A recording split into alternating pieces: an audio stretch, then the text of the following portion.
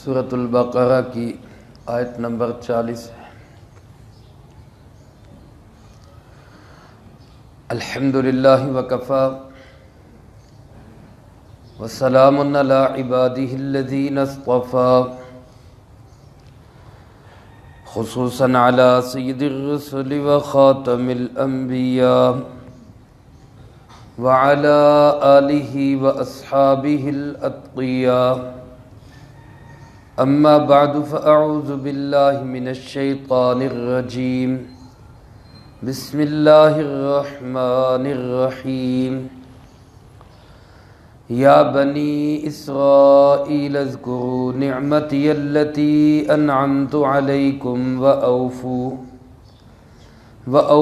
بعہدی اوف بعہدکم وإیای فارہبون۔ یا بنی اسرائیل، اے اسرائیل کے بیٹو، اذکروا نعمتی، یاد کرو میرے ان احسانات کو، التی انعمت علیکم، جو احسانات میں نے تم پر کیے، وأوفوا بعہدی، اور پورا کرو میرے ساتھ کیے ہوئے معاہدے کو، اوفی بعہدکم، میں بھی پورا کروں گا تمہارے ساتھ کیے ہوئے معاہدے کو، وإیای فارہبون، اور صرف مجھ سے ہی ڈرو۔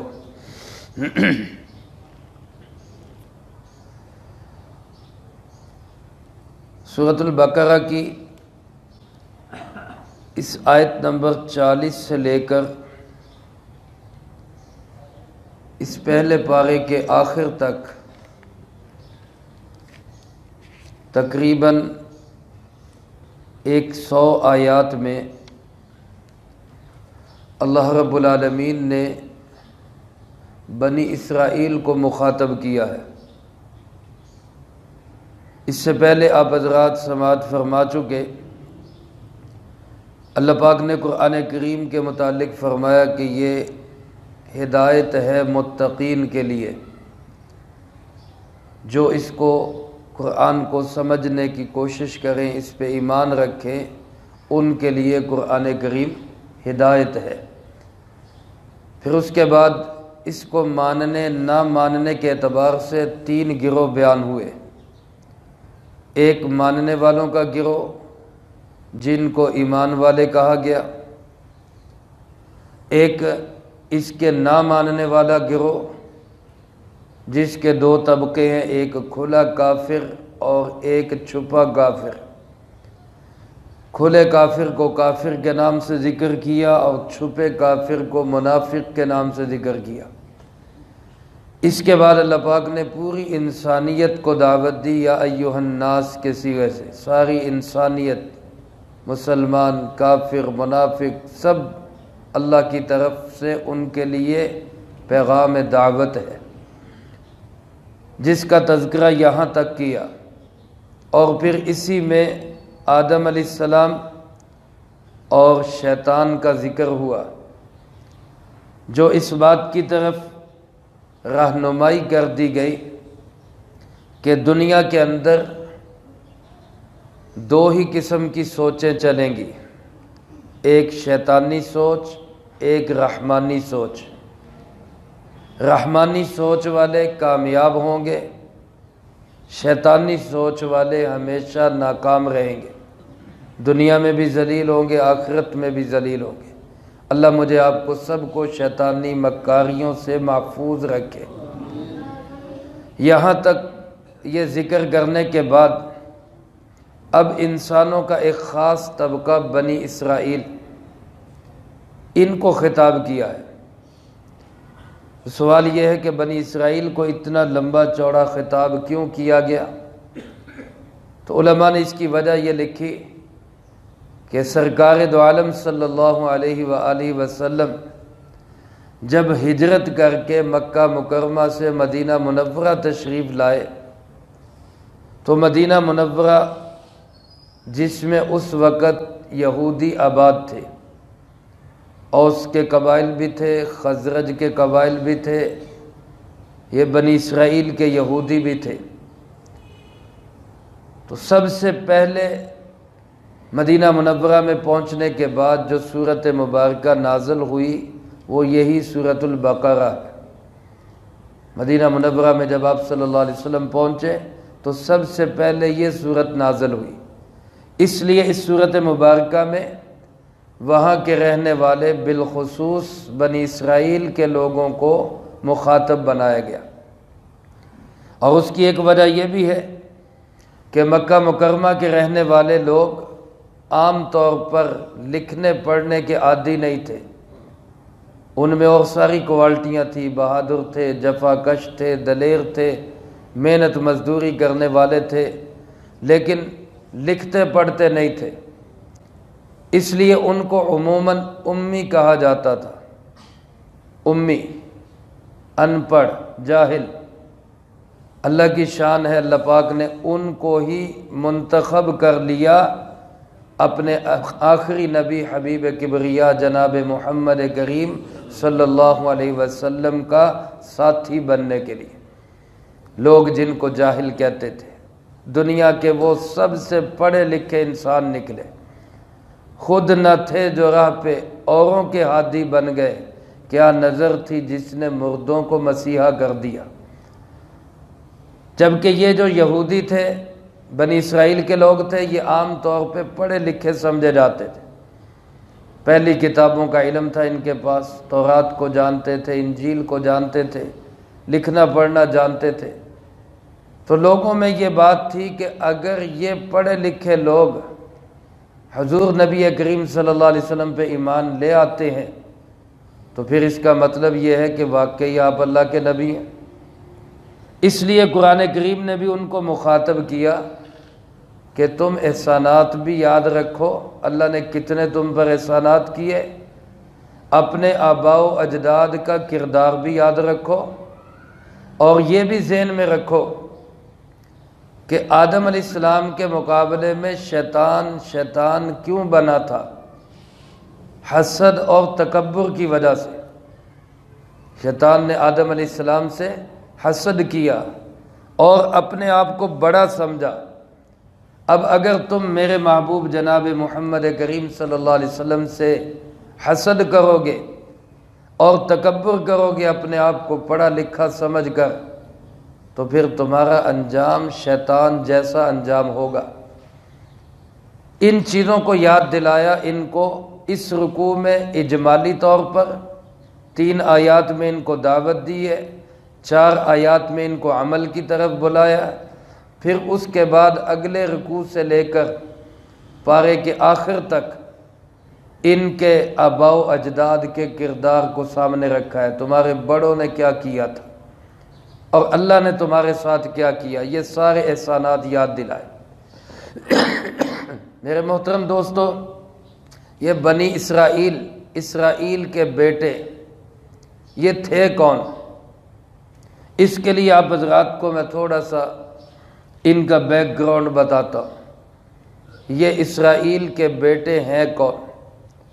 اسرائیل عبرانی زبان کا لفظ ہے اور یہ 2 لفظ ہے، اسرا اور ایل۔ اس کا ترجمہ عربی زبان میں بنتا ہے عبداللہ، اردو میں اس کا ترجمہ بنتا ہے اللہ کا بندہ۔ یہ لقب یا یہ نام تھا حضرت یعقوب علیہ السلام کا۔ آج سے کوئی تقریباً 5,500 6,000 سال پہلے، یار بیٹھ جا، کچھ نہیں ہوا کی گل ہے، اس دن میں یہ گل سمجھائی، کچھ نہ کیا کرو درس دے وچ، درس کے دوران بالکل کسی کو مخاطب نہ کیا کرو۔ اللہ کا قرآن سنا رہا ہوں، آپ آ جاتے ہو جی باہر کھجوریں لے کے آ گئے یا باہر آٹا لے کے آ گئے، کیا ہو گیا؟ جو باہر آیا اس کو کوئی انتظار کرو، درس ہو رہا ہے، اس کے بعد بات کریں گے، جاؤ کہو جا کے اس کو، درس کے بعد بات کرنا۔ میں عرض یہ کر رہا تھا کہ بنی اسرائیل حضرت یعقوب علیہ السلام کی اولاد کو کہا جاتا ہے۔ آج سے کوئی تقریباً 5,500 6,000 سال پہلے موجودہ بغداد سے کوئی 70 کلومیٹر کے فاصلے پر ایک بہت بڑا شہر آباد تھا جس کا نام تھا بابل۔ 40 مربع میل پر پھیلا ہوا یہ ایک بہت بڑا قدیم شہر تھا۔ اس شہر کے اندر اللہ پاک نے اپنے خلیل حضرت ابراہیم علیہ السلام کو پیدا کیا۔ حضرت ابراہیم علیہ السلام کی 3 بیویاں تھیں، ایک زوجہ جن کا نام تھا سارہ، ان کی چچا زاد بہن تھی، ایک زوجہ جن کا نام تھا ہاجرہ جو ایک بادشاہ زادی تھی، بادشاہ نے اپنی بیٹی ان کو تحفے میں عطا کی تھی جن سے انہوں نے نکاح کر لیا تھا، اور ایک بیوی کا نام تھا قطورہ۔ یہ جو تیسری ہے قطورہ، اس کی بھی اولاد تھی لیکن اس کی نسل آگے نہیں چل سکی۔ ہاجرہ کے بطن سے اللہ رب العالمین نے پہلے حضرت ابراہیم علیہ السلام کو ایک فرزند عطا فرمایا جن کا نام تھا اسماعیل۔ حضرت اسماعیل علیہ السلام کے 12 بیٹے ہوئے جن سے آگے عرب میں 12 خاندان چلے، انہی کے ایک خاندان میں ہمارے پیارے آقا جناب محمد کریم صلی اللہ علیہ وسلم تشریف لائے۔ آپ صلی اللہ علیہ وسلم گویا بنی اسماعیل میں سے ہے۔ دوسری طرف آپ کی اہلیہ سارہ، اس کے بطن سے حضرت اسماعیل علیہ السلام کے بعد اللہ پاک نے بیٹے دیے اسحاق علیہ السلام۔ اسحاق علیہ السلام کے ہاں 2 بیٹے جڑواں پیدا ہوئے، 2 بیٹے جڑواں پیدا ہوئے، ایک کا نام عیس، ایک کا نام یعقوب۔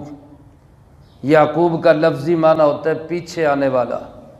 عیس پہلے پیدا ہوا تھا، حضرت یعقوب علیہ السلام بعد میں پیدا ہوئے، اس لیے ان کو نام دیا گیا یعقوب کا۔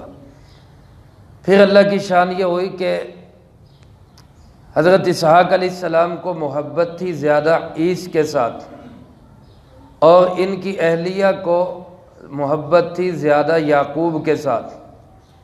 ماں زیادہ یعقوب کو توجہ دے رہی تھی، باپ زیادہ عیس کو توجہ دے رہے تھے۔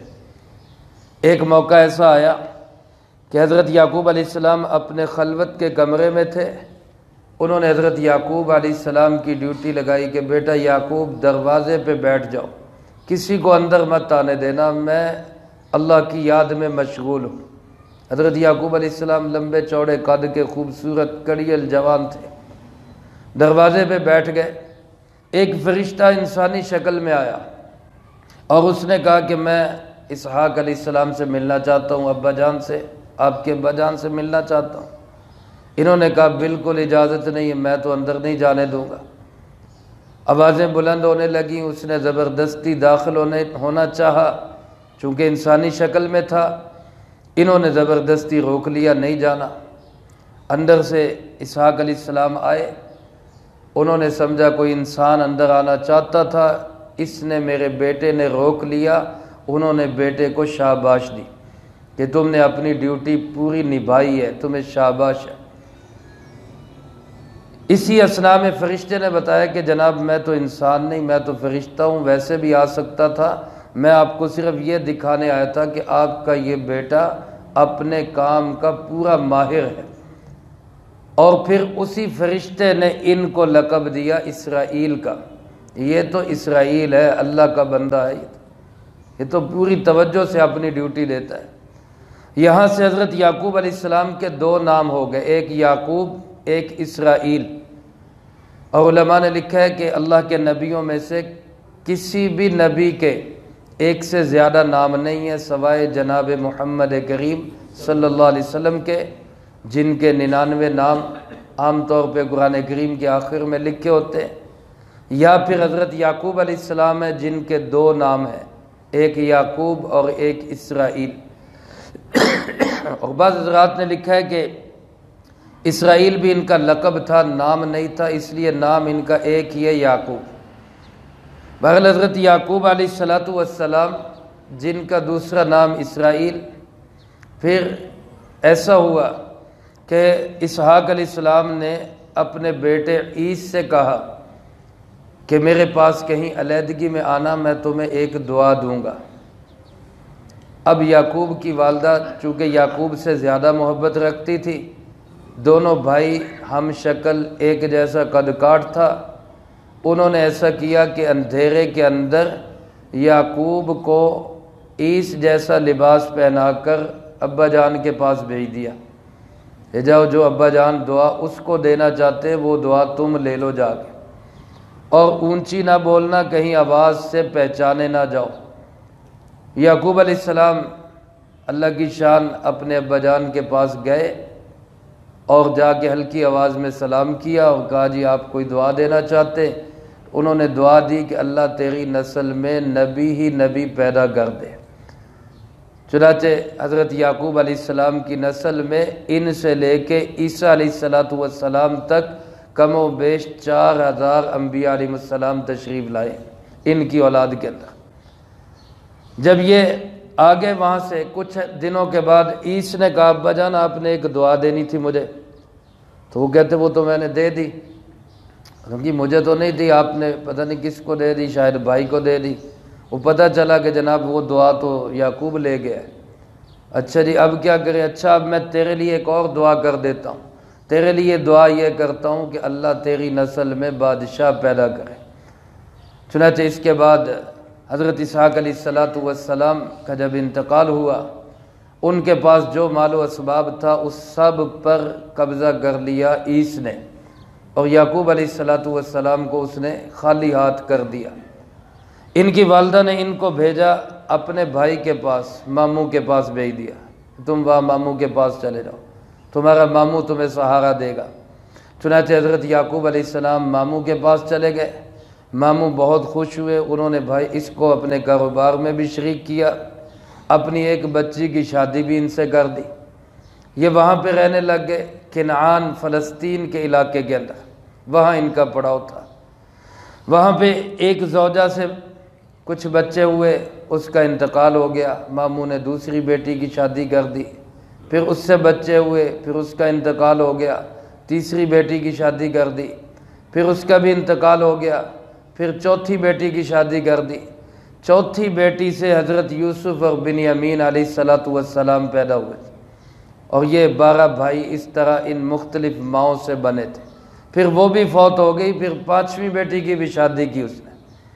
اللہ کی شان ہے، ان کو ان جیسا داماد نہیں ملا، ان کو ان جیسا سسر نہیں ملا، ایک کے بعد ایک کے بعد ایک بیٹیاں ان کے نکاح میں آتی رہی۔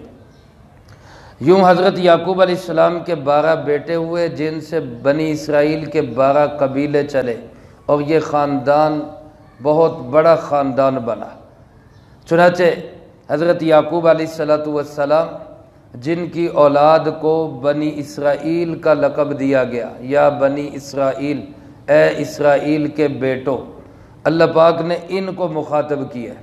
یہ سارے یہودی اور سارے کے سارے یہ اس نسل کے لوگ، یہ سارے بنی اسرائیل کہلائے۔ عرب کے لوگ سارے کے سارے بنی اسماعیل کہلائے۔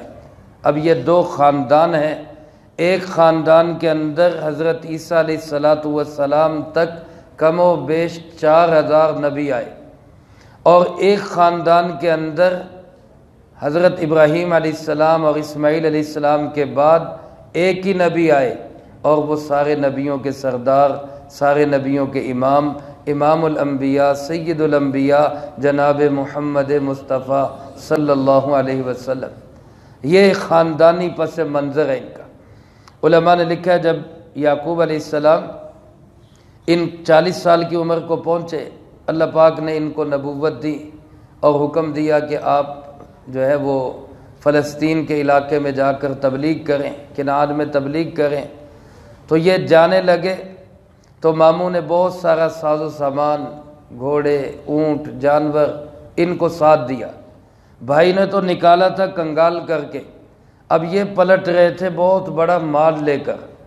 تو پھر بھائی بھی آگے آیا اور اس نے آ کے استقبال کیا اور معافی بھی مانگی، اور یہ بھی کہا کہ اب آپ اللہ کے نبی بن گئے ہیں تو اب آپ مہربانی کریں میرے لیے بھی دعا کر دیں، اللہ میری بھی نسل میں کسی کو نبی بنا دے۔ تو حضرت یعقوب علیہ السلام نے دعا کر دی، اللہ پاک نے خبردار کیا کہ ان کی نسل کے اندر ایک نبی اور ایک بادشاہ آئیں گے۔ چنانچہ عیس کی اولاد میں حضرت ایوب علیہ السلام نبی آئے، اور ذوالقرنین بادشاہ جن کا ذکر 15ویں 16ویں پارے میں ہے، وہ بادشاہ بھی عیس کی اولاد میں سے آئے۔ اس خاندانی پس منظر کے بعد اب آگے آیت مبارکہ کی وضاحت ہے، اس کا تذکرہ انشاءاللہ میں اگلی فرصت میں کروں گا۔ اللہ پاک سے دعا ہے اللہ مجھے آپ کو سب کو قرآن و سنت کی صحیح سمجھ نصیب فرمائے، جو کہا سنا اس کو زندگی میں لا کے دوسروں تک پہنچانے کی توفیق عطا فرمائے۔ اللہم انت السلام ومنک السلام، تبارکت ربنا وتعالیت یا ذا الجلال والاکرام۔ اللہم اعنا علی ذکرک وشکرک وحسن عبادتک۔ اللہم احسن عاقبتنا فی الامور کلہا وأجرنا من خزي الدنيا وعذاب الآخرة۔ اللهم ربنا تقبل منا إنك أنت السميع العليم وتب علينا إنك أنت التواب